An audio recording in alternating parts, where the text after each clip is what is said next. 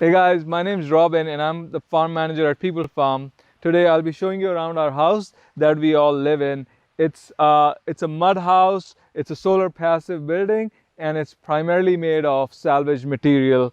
We started building this in January of 2015, and by August we were done. So the whole construction happened at war footing, and that's because we had moved here with 4 dogs and we didn't have a roof over our head and we needed something pronto.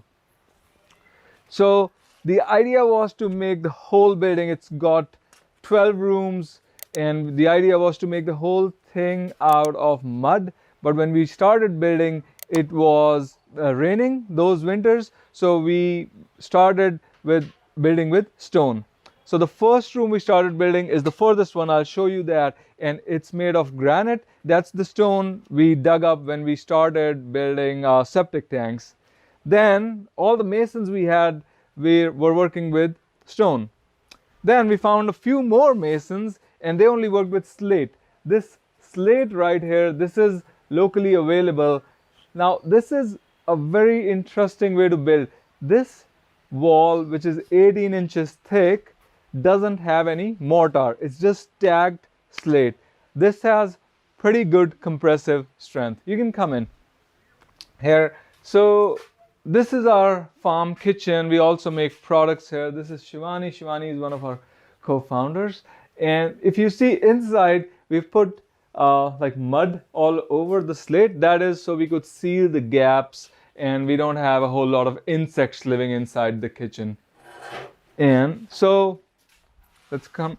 All of this, like, these doors and the window frames, all of these came from junkyards, and we just drove around when we were building and kept finding like the salvage material, because like a lot of people unfortunately are taking old mud houses down.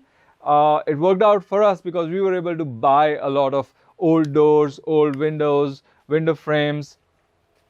So all of these doors, this is from a military junkyard.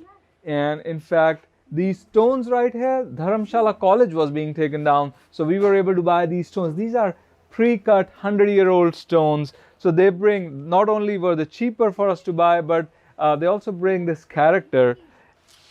These pillars are also more than 100-year-old, so they've stood the test of time, no termites. And yeah, so our whole porch is supported on these 100-year-old pillars. Let me show you our common room. So this building has 2 floors. We are on the ground floor and then there's a floor above. And so if you look at the roof right here, it's made of all bamboo. Bamboo is sustainable because it grows so fast and it grows locally. We have a lot of bamboo growing here. So all the dried bamboo, we just cut it. It's a good time to cut bamboo is before the end of Feb. And then above the bamboo is like 600 kilos of salvaged sheets. So this is all just scrap metal sheets that we were able to buy, and the whole ground floor is covered with these. We initially tried bamboo mats, but we didn't have good success with them because they got this moth that flies and starts eating at it, and you get this sawdust falling because we didn't treat it right. Okay, let's go further. And also, like, if you are wondering, above the metal sheets is a thick layer of mud, and then on top of that is a thin layer of cement, so we can easily mop the floors. This is our media room. So all the rooms are very similar. And you see this almirah right here, we didn't build this. We just bought the almirah frame with its doors because somebody was chucking it. We were able to buy 5 of these. And what we did was, because these are 18-inch thick walls, we just left a cavity in the wall, and like a 12-inch deep cavity, and we just slapped this frame on top of it. So we got pretty much a free almirah. So this place is built like military barracks, and all the rooms are just in one row linearly, and they look exactly the same, except some of them are mirrored. Now I'll show you one of our other co-founders, Joe. I'll show you her room. So her room's got a bit more, it's got an attached bathroom. The bathroom's, of course, not made of salvage material. So all the rooms are inside. They are 12 by 12. So they are 144 square feet. And this one's got, I think, a 60 square feet bathroom. So we are all living in these, 150 to 160 square feet, 140 to 200 square feet spaces. Again, this door too is salvage. All these paintings you see, all of these are done by volunteers, because we've had like 500 people pass through in past 5 years, and we have a lot of art done by those great people. Then this is Shivani's room, and I think this is one of our nicest rooms. She maintains it really well. This furniture here, all the bed, this is again from salvaged wood.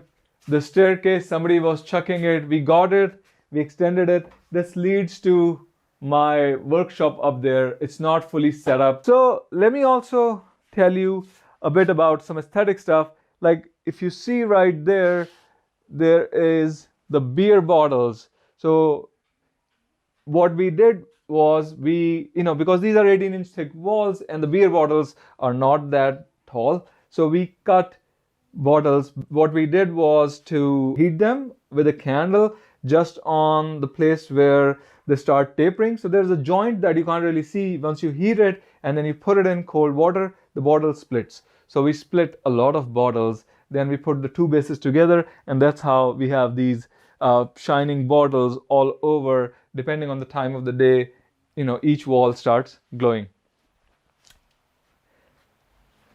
Okay, let me talk a bit about why do we have these 18-inch thick walls.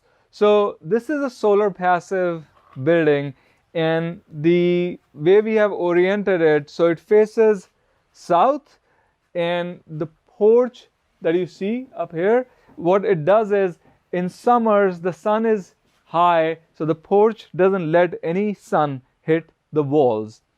And so the only way the rooms get heated inside in summers are when the ambient air heats up the walls. Now the walls are 18 inches thick, so they act as this buffer, and by the time they get heated, it's already night time. And then all you have to do is to open the windows. And the way we have oriented windows is, again, we have a window on north wall, we have a window on south wall, and the prevailing winds are either north-south or south-north. And in the night, then the prevailing wind, it cools down the walls. And so basically, these walls protects the room from getting too hot in summers. The height of the porch in the front and the windows, they're also done so in the winters, the sun directly. Right now, it's not a sunny day, but the sun would hit the porch and some of it will come inside in the rooms too. We made one mistake. The windows, they should have started from here, so they needed to come down 2 more feet. But anyway, so the new buildings we constructed, we fixed that problem. So then we would have gotten more sun inside the rooms in winters too. And because we have this nice slate floor, it warms up really nicely in winters when the sun hits, and in the summers, because again we keep the doors and windows closed, it stays really cool. So now I'll tell you the room that we started building with, granite. This is my room. It's mostly a mess. I'm gonna so I have, well, you can call it an artist space. The way I remember my to-dos is I have everything out in the open that I'm working on. So if I'm doing a 3D printing project, if I'm repairing something, if I'm fixing my drone, everything is out in the open, so I don't forget about anything. So my room has another cool feature. I have a basement here. Let me grab my headlamp so I can show you. You wanna be adventurous? Let's come. So we built 2 basements. One of them is below the kitchen where we store all the grain, and then my basement is a little bit more humid, and that's where we are growing mushrooms. Okay, let's go up. Okay, now I'm gonna take you upstairs. And oh, by the way, also this is a cool thing we did. So when we were building the porch, we left a few gaps inside, so they're like 6 inches deep, and they're filled. Then we filled with soil, and we just planted some aloe vera and these guys. I don't know their name. So yeah. Anyway, they climb up the walls. We also use our porch to dry seeds. This is the corn we harvested, and this is all drying here for seeds. This is our chula where we cook all the food. So all of our food is mostly cooked with wood. So these are 3 rocket stoves. The last one's a little busted. So we have taken rocket stoves and put it like traditional chula, so people don't find them too foreign to use. And so what they do is they're very efficient. They produce less smoke than your regular wood burning stoves. And then also you can use really small fuel to cook food. Let's go upstairs. So on the first floor, the roof is made of bamboo and then scrap metal, mud, and then cement, which acts as a floor for this roof, this floor. And then on this floor, we have this slate roof. It's very interesting the way they do the roof. So it has a lot of gaps, but no water comes in. And again, it's got a bamboo structure, and each slate is just nailed into it with just one nail. And let me show you inside.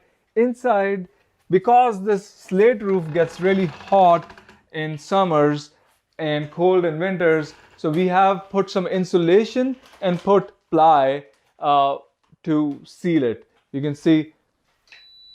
And this room currently, we use it for product packaging. That's what Pooja right here is doing, and Shivani and Guru are planning a photo shoot here.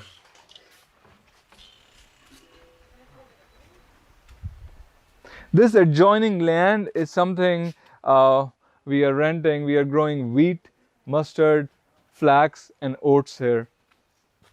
So again, just like the ground floor, this floor is also, all the rooms are very similar. Let me show you one that's not occupied right now. Yeah, so this is our volunteer quarters.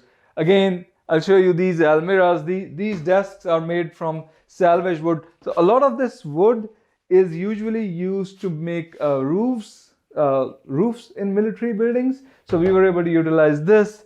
Again, an almirah frame somebody was chucking. We bought it. In this case, the walls upstairs are not that thick in between. So we had to build a wooden box to slap this almirah frame on. Anyway, there's a lot of details I can go into, and so if you are interested in any specific thing, let me know in comments, and I'll be happy to do a detailed video. And so yeah, subscribe to our channel, and we'll be talking more about farm, construction, animals, and sustainability, and how to make good products at home.